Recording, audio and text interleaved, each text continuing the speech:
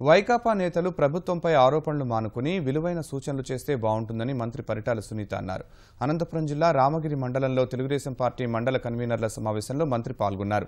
అంగన్వాడీ సమస్యల గురించి మాట్లాడే వైకాపా నాయకులు గత 10 ఏళ్లలో ఏం చేశారో గుర్తు చేసుకోవాలని చెప్పారు. ప్రాజెక్ట్కి ₹1 డబ్బు లేకుండా నీళ్ళు ఇస్తామని ఒక నాయకుడు అన్నారు.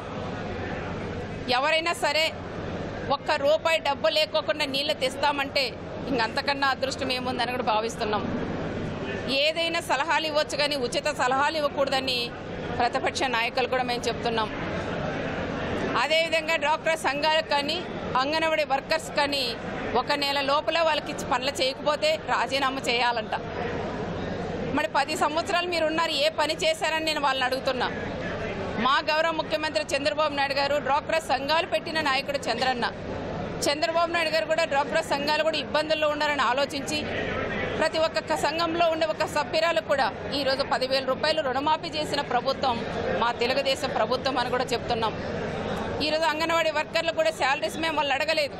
దాదాపు ₹7,500 ఈరోజు శాలరీస్ పెంచినాం.